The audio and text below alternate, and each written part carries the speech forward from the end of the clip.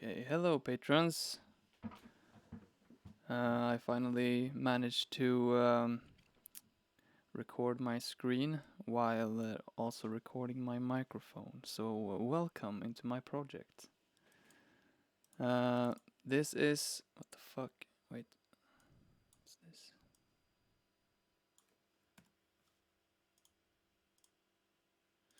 Okay, whatever. Yep. So this is my latest track that I've been working on yesterday and today. I figured I would show you the sounds and how they are made. If we take apart like here, we will hear some different sounds. So let's listen.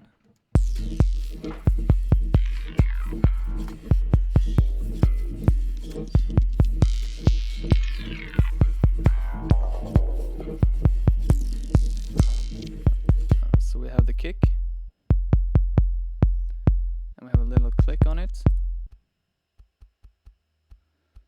and we have the bass kind of scrape, which opens up and changes a lot. You see here that the low pass filter is cutting it. If we listen here, this is what it sounds like without the filter, and it goes down to make room for this sound.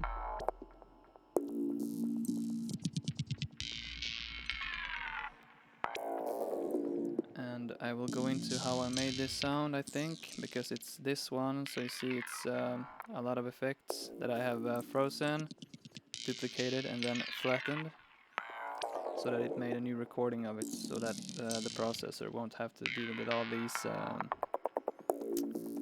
all these effects. And I also duplicated and made like a higher pitched version. Here. So it's panned.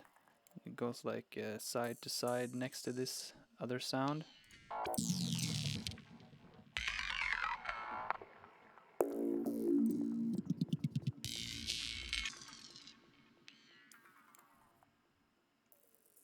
Yeah. And let's see here. Yeah, this is I added this recently.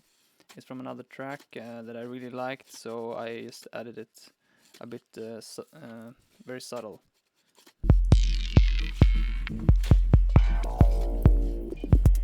But then it comes in the end a bit more strong.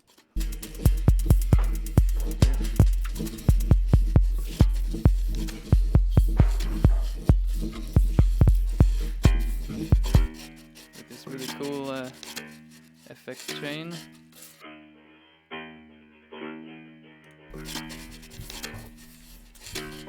And I guess I will be showing you all these things.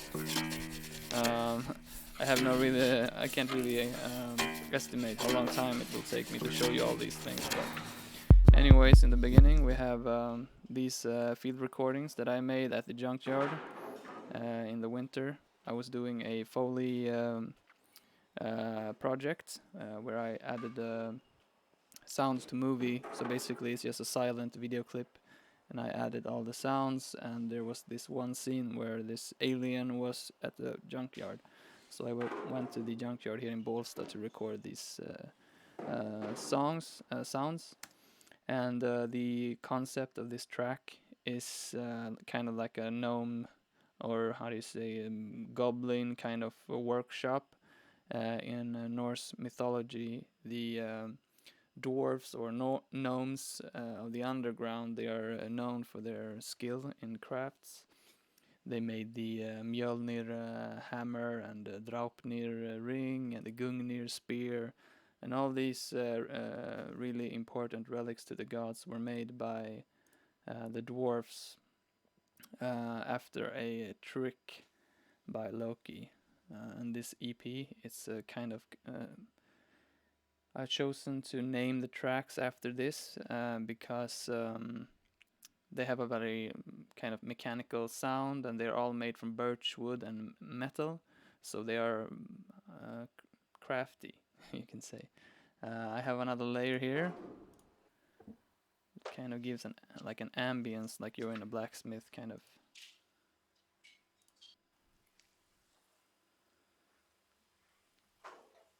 And the name of this track is Smedjan, which is basically like the blacksmith place in Swedish.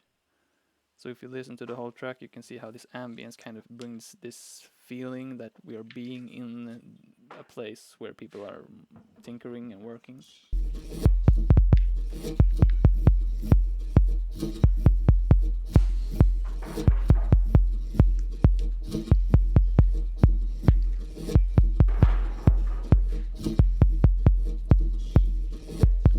Yeah, so, just messing about, doing their thing, and here some gnome is working on some magical trinket, I guess, and it sounds pretty much like a jaw harp that comes in here. So these here, basically, scraping, hammering, dunk, dunk, dunk, just working, and then something starts happening, and then there's a break where I add some reverb and introduce some lower frequencies to kind of get a lush, dreamy atmosphere.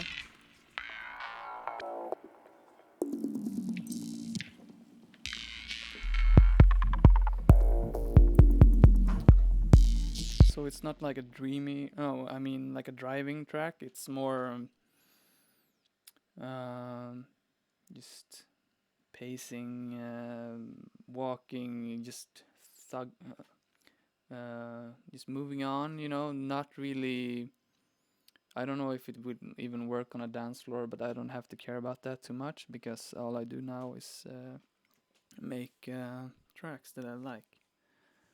And like this, it's I enjoy listening to this when I'm taking a walk or laying in my sofa and just spacing out. And that's that. So we can start by with the kick then. This kick is sampled from Birchwood that I did a long time ago. And this loop is actually pretty old, and I can see that because I'm using this compressor, which I'm not using anymore. I had a period where I used a lot of these Native Instruments VC compressors, but lately I realized that I can do basically what all of them do. Basically, I can do with the glue compressor. They have, of course, different algorithms, but I noticed just that in the mix and when working and the way I use them, I can't really tell the difference, and it's a very big difference though on the processor, where I can do so much more within a project before I have to bounce it all and make a new project. And this is already a new project. I made the track in another one and then I rebounced it to have more processing. Anyway, so the kick is this sound. Let's see. I have the spectrum. Some people have asked me on questions on how to tune a kick. And the way I do it is to just play the kick. And you see you get an average here. And you see you take your cursor and you check here. The peak is at F sharp. And I just detune the kick actually. Let me check. See here, it's transposed by 2 semitones and a few cents up. So it's between 2 semitones. I had it at -1, and then I listened to the EP and I noticed that this kick was a bit high and it got a bit much in your face.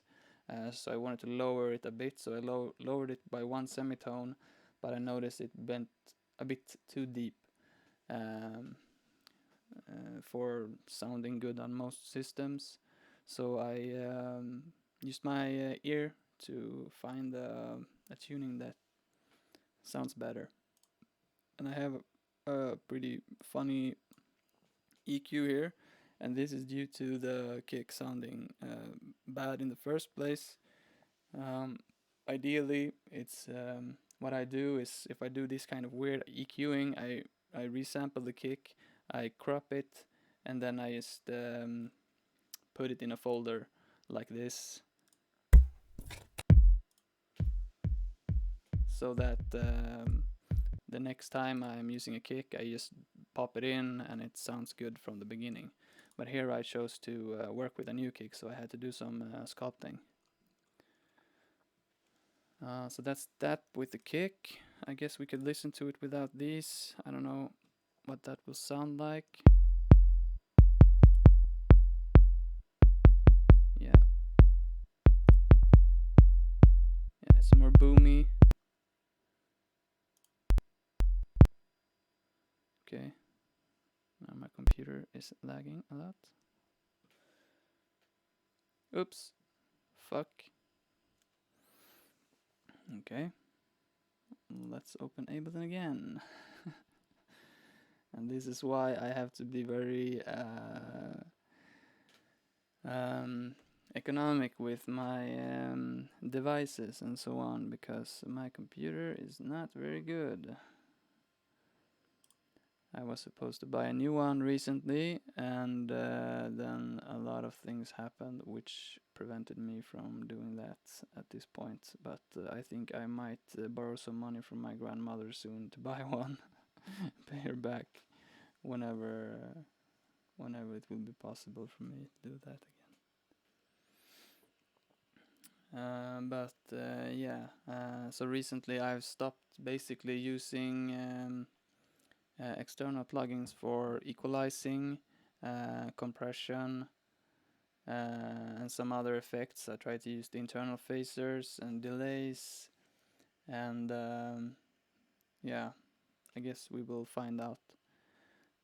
What I still use a lot is the Soundtoys devices, the little plate, and the little altar boy, primal tap, their filters, especially the filter 2, which has 2 filters working. I find when I just want to use one filter,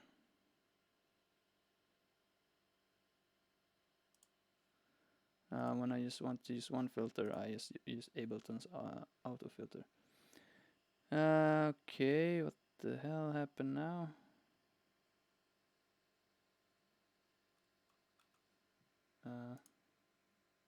Okay, I'll do this.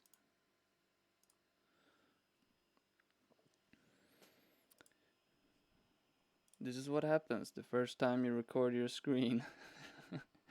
It's a shame that we aren't streaming this, because then we could have had some questions now instead of looking at my screen loading. I guess we'll do that eventually. I just got this thing working, so it's the first time that I record. Shouldn't be too long.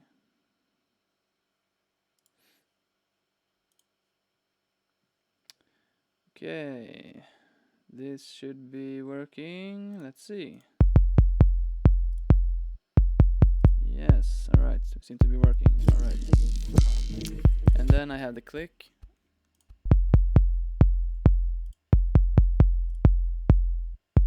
So it's kind of subtle, but it makes a difference, I think, especially in the beginning.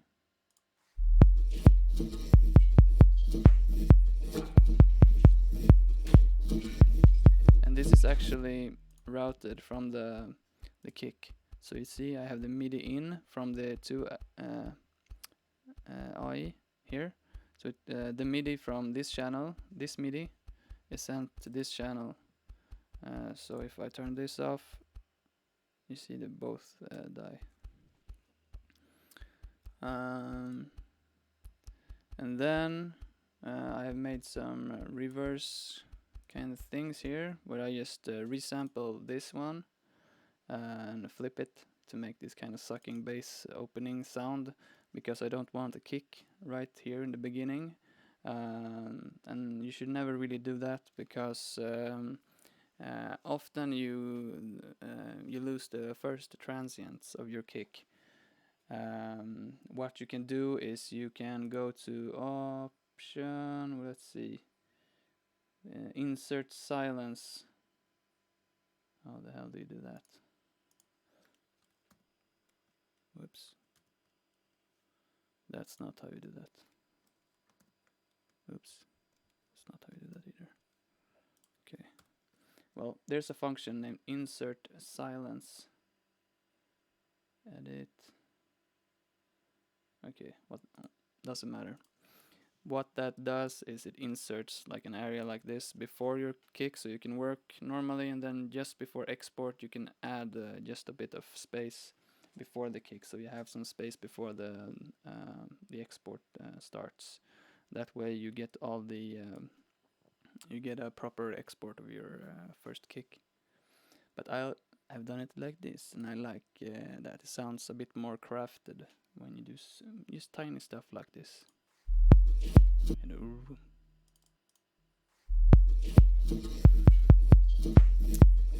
so, and then this is the bass sound. It's yeah, I mean I don't have the original here, so but it's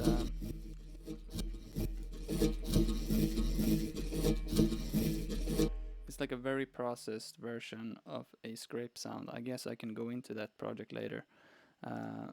I'm scraping birchwood here somehow, just like having a stick and rubbing it against a log.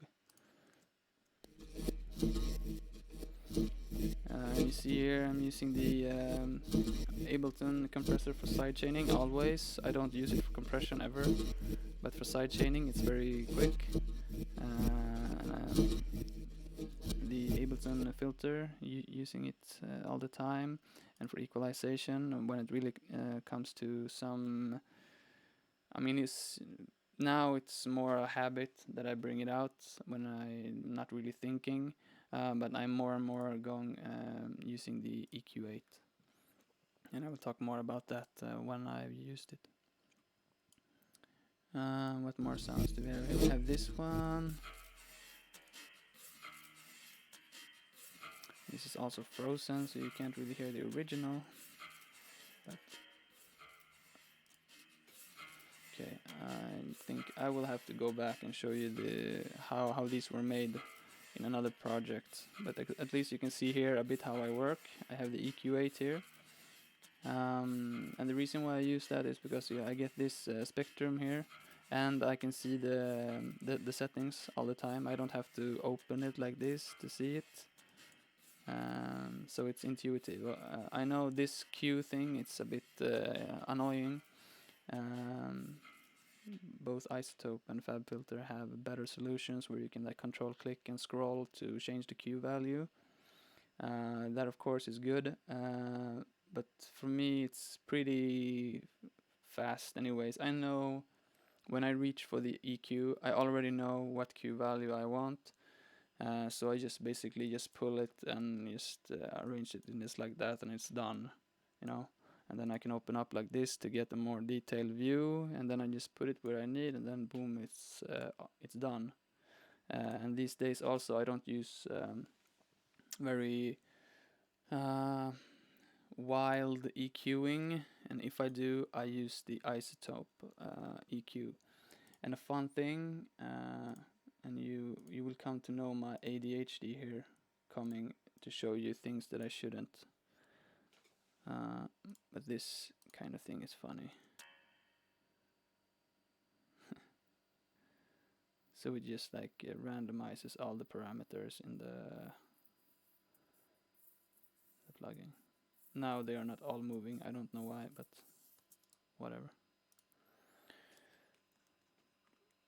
Let's see, delete.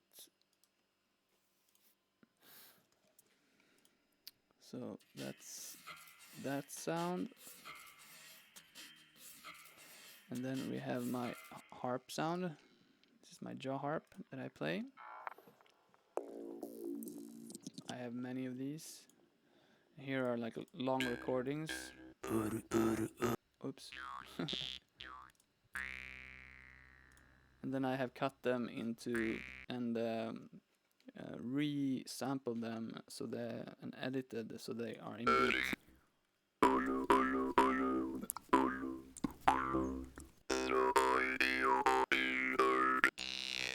I have just many of these. And when I inspired making music, I don't have to think about cutting and all these things. It's already done by me, and I can just throw it in and try it and see where it leads me. And I find that a very nice way to for me to produce, so that I can so that don't get stuck with boring details when I want to create. And then we have the high-pitched one. It's basically the same, but I have transposed it 1 octave. It's +10, but you see this one is transposed 2 semitones down. And this is 10 semitones up, so it's 12 semitones, which is 1 octave. And then here, yeah, use this cute little sound. Here you see I use channel EQ, which is a great tool also. Again, because you can see it, and then you have the tools that that I usually need. I mean, what I usually need is to cut the lows, and which I don't use this. If I only need to cut the lows, I use EQ3, and I just do this, and I find the right cutoff. But yeah, I find this one kills the sound more than this. But here, this is also nice because I use the mid to, if I want to cut the bass and hear some bothering mid-range frequency, I use this one. Which is really nice, because then you can just like pull it up like this, and you just scan through the sound until you find the resonant part that you want to get rid of. Then you reset it to 0, and then you just close your eyes and just like maybe boost it, and then go down and see down. You see, and you hear when you find the sweet spot, and then you open your eyes and you see what you have done. That's how I do it.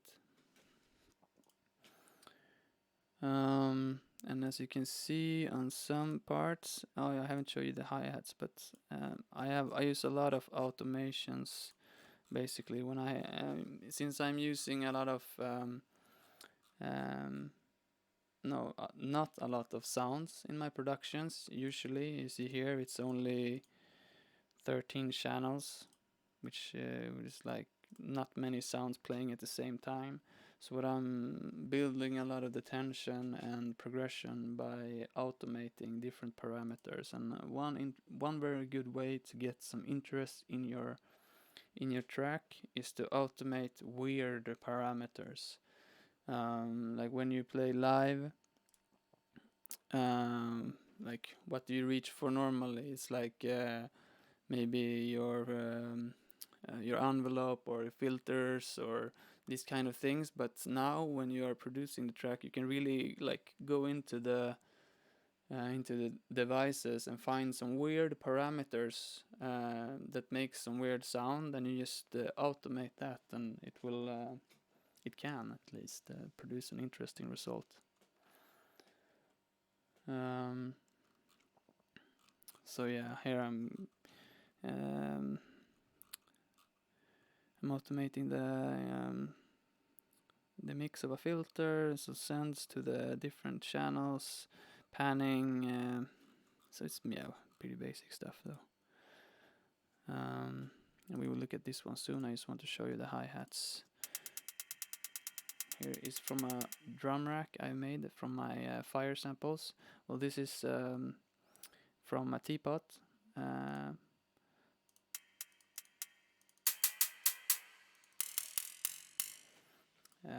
These 8 are from a teapot. So I had a stove which we warmed with wood, and I put water there with the teapot, and it made this kind of hissing sound, and I sampled that, and I made these hi-hats with that. And also I sampled the hissing fire in that stove and made these. I like this one, it's a bit like a snare. I'm using it later. So it sounds a bit like this. And you can hear it's a bit alive. It's because I'm using this add some random. It's available in the MIDI effects. Here, MIDI effects, velocity, add some random. So you can set the velocity here, so it's maximum 70, 52, and you can kind of edit the range of the randomness. You can see here comes wider, so the different every time a MIDI signal comes in, it randomizes the velocity, and the velocity is the power with which you hit the object. So like if you hit a drum, if you hit it really hard, it's a high velocity, and if it's hit it soft, it's a low velocity. And it's not volume, it's the force with which you strike it, and that will not only adjust the volume, but it will also change the character of the sound. If you hit a drum really soft, it's very low, but if you hit it hard, you also get that snap. So here I use that to get some movement to the hi-hats and some life. And this one thing I do a lot with the EQ8 is when I want to cut some high frequencies. It's so simple, it's so nice. You just drop it in, you have it here, and you just boom, boom, you just put it where you want, and it takes you 1 second instead of opening up some third-party plugin that takes a lot of CPU or not, whatever. It's just nice to have it here. You can see it all the time. You see what you have done. And the glue compressor is my most used compressor. It's amazing. I can do basically anything I want with it. Besides multi-band compression, of course, which I use still the isotope compressor for multi-band compressing, especially when it comes to side chaining the bands. I mean, Ableton has their multi-band dynamics. It's not very intuitive for me yet, so I'm not using it a lot, but I'm hoping to get into that someday. Now I'm focusing more on making music than learning new stuff. So this is what it sounds like, and here I added some variations here on the attack.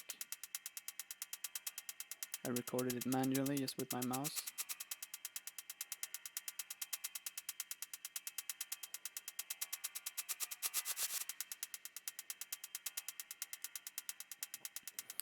And here I add some other sounds. And here with my little snare. I really like that snare. And I mean, there are so many effects everywhere, so I don't even know where to begin, so I'm just showing you whatever comes to mind. For instance, let's look at that snare. It's this one. No, this one. It's the Echo Boy Jr., one of my favorites.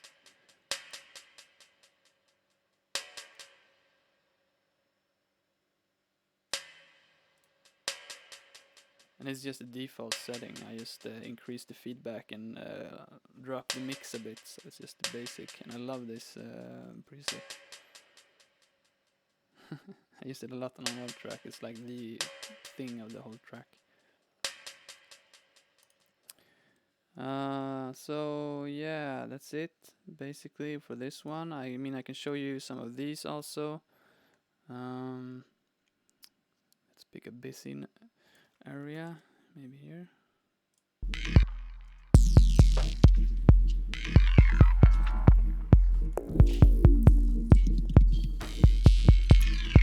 Okay, so let's see. I have like a default template that I've made, so that every time that I open Ableton, it has like a drum bus and something I don't even remember. But one of the things I have is this. This I made this like years ago. So it's a large hall preset with some changes in it. Fully wet, of course, and cut some lows, which I can do in here. So I don't know why I did it there, but I guess these I never really understood these. I mean, I get it, but it's not intuitive for me, so I just cut the lows before I sending it in, and it's fine. And if I get some bass, I can use this device here. or if I want to put it in mono or something like that. And it's good to have, I think, at least 3 presets in your, 3 reverbs in your return channels, because then you can really build a nice environment. Like this one is a very roomy. Okay, that's not a good example.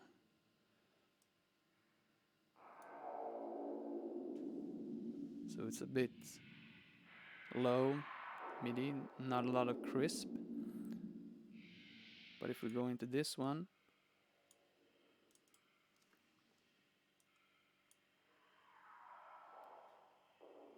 it's more high frequencies. I mean,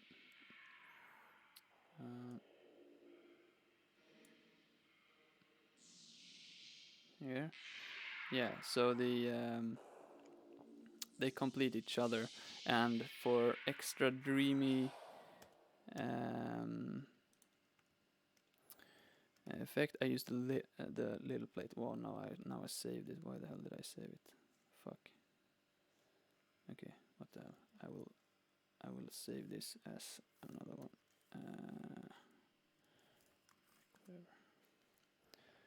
And here I have a little plate exactly for more reverb, and then I have some weird ones.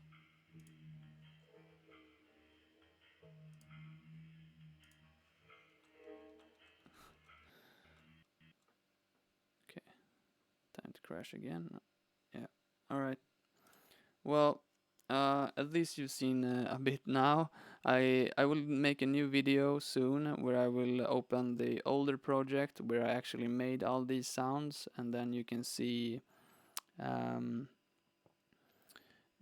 how I made them, because the processing is a long effect change. It can be fun to see, but at least now you get a sneak peek into the project. Okay. Sorry for the crashes and all that. I will try to fix that in the future. Thank you for supporting me. Bye.